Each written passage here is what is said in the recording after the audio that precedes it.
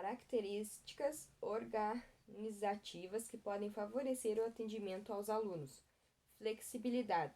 Consiste em possibilitar opções diferenciadas na escola para que seja possível escolher aquela que mais se ajuste às necessidades e características individuais dos alunos. Funcionalidade. Refere-se a delegar responsabilidades e tarefas para todos os membros da comunidade educativa, a fim de envolvê-los numa efetiva atenção à diversidade, abandonando práticas já superadas, como agrupamentos homogêneos, prioridade para os professores mais antigos na escolha de turmas, modelos de escolarização com rótulos, série, ciclo, etapa, entre outros. Participação no planejamento educativo. Consiste em desenvolver em todos os profissionais que atuam na escola um sentimento de pertencer ao grupo, para assumir ou dividir com os demais profissionais as decisões e as inovações no tocante. A. Currículo, englobando estratégias de caráter geral. Finalidades, projeto curricular da escola, programação de aulas, regulamento sobre organização e funcionamento. E estratégias internas, reforço educativo, adaptações e diversificações curriculares, programas de garantia social. Estratégias específicas para atender às necessidades educativas especiais, tanto decorrentes do ambiente social quanto de déficits físicos, psicológicos e sensoriais.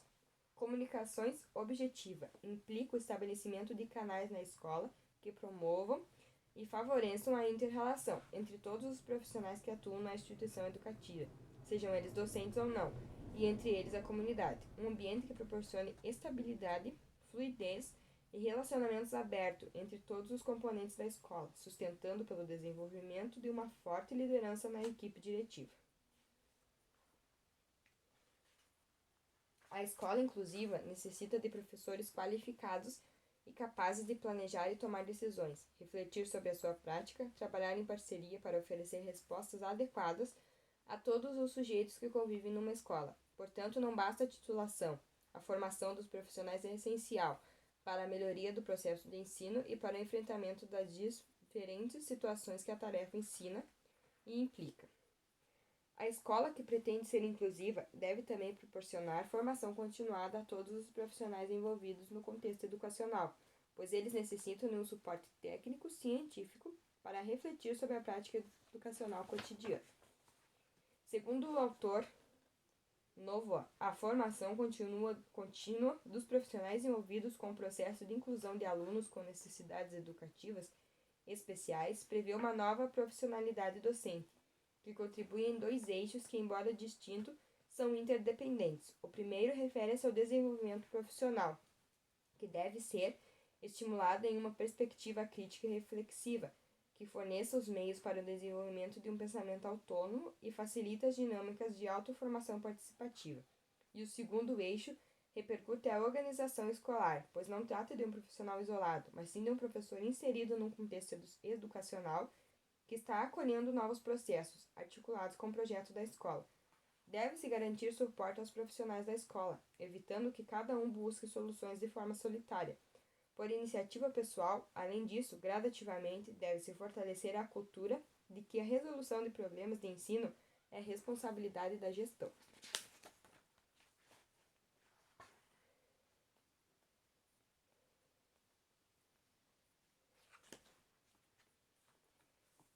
Adaptações curriculares específicas para atender às dificuldades de alunos. As necessidades especiais não constituem um quadro único igual para todos os alunos que as apresentam. As dificuldades podem se apresentar em diferentes níveis, desde que as se resolvam com algum suporte do professor ou de algum colega, até as que necessitam de adaptações curriculares de grande porte ou significativas. Seguiremos aqui algumas adaptações curriculares indicadas para trabalhar com alunos que apresentam visão reduzida.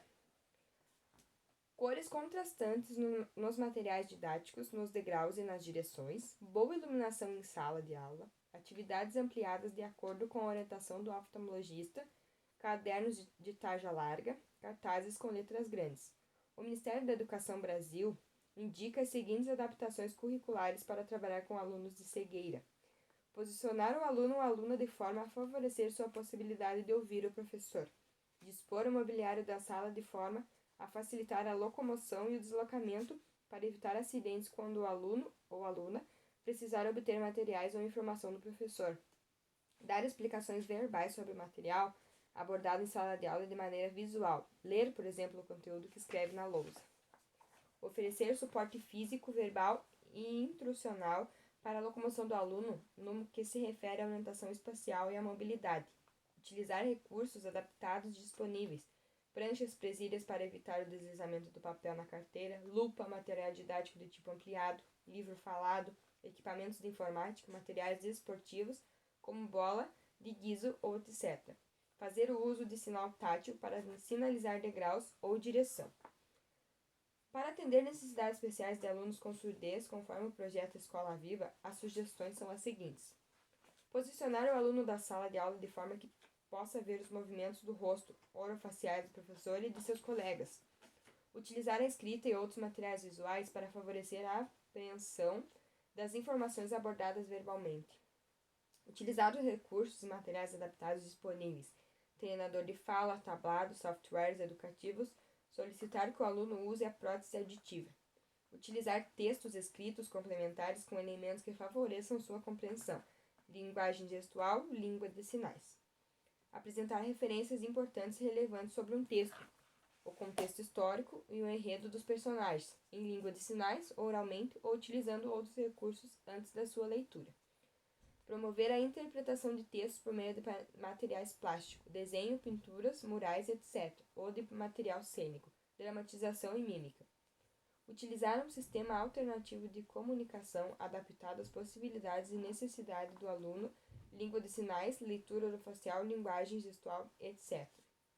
Quanto às necessidades especiais de alunos com deficiência intelectual, segundo o projeto Escola Viva, as sugestões são: posicionar o aluno de forma que possa obter a atenção do professor, estimular o desenvolvimento de habilidades de comunicação interpessoal, encorajar a ocorrência de interações e o estabelecimento de relações com o ambiente físico e de relações sociais estáveis, estimular o desenvolvimento de habilidades do autocuidado, estimular a atenção do aluno ou aluna para as atividades escolares, estimular a concentração de crescente autonomia do aluno, ensinando-o a pedir as informações de que necessita, a solicitar ajuda, enfim, a se comunicar com os demais pessoas de forma que estejam sempre informadas de suas necessidades e do que estejam necessitando, oferecendo um ambiente emocionalmente acolhedor para os alunos.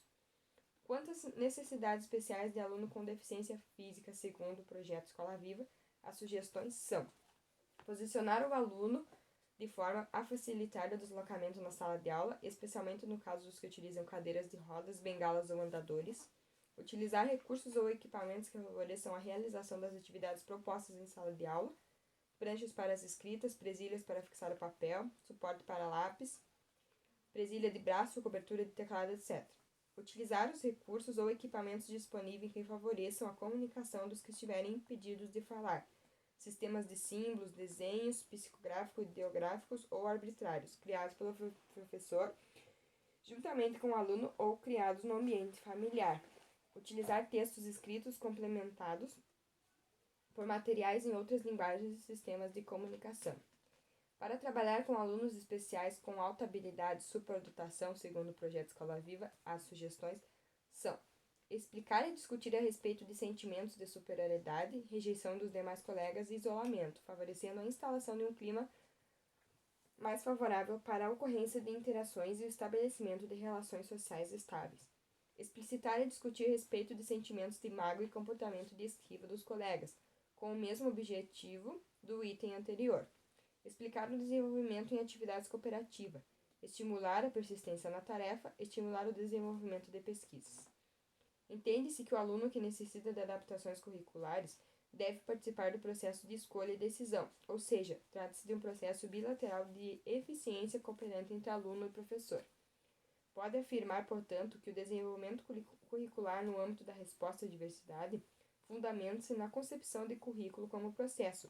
O ensino deve ser concebido como uma intervenção crítica e reflexiva que requer compreensão da realidade de cada contexto escolar, e não reduzido a planejamento e aplicações de técnicas consideradas eficazes e generalizáveis. Vale ressaltar ainda que as decisões sobre os conteúdos, os objetivos, a avaliação e os demais componentes tem caráter ético-político e não exclusivamente técnico.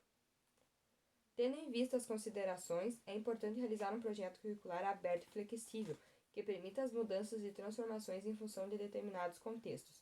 É importante, então, que o professor acolha todo o aluno, independentemente de suas necessidades especiais, pois esse é o primeiro passo para promover o acesso curricular aos alunos com necessidades educativas ou especiais no contexto escolar. Observe atentamente o seu aluno, a fim de identificar os conhecimentos que já dispõe em relação com os conteúdos a serem trabalhados e quais adaptações curriculares serão necessárias para a ampliação e aquisição de novos conhecimentos. Use a sua criatividade para criar diferentes maneiras de promover a aprendizagem dos seus alunos. Promova os ajustes que sejam necessários para atender às características específicas dos diferentes alunos em seu processo de aprender e construir um conhecimento.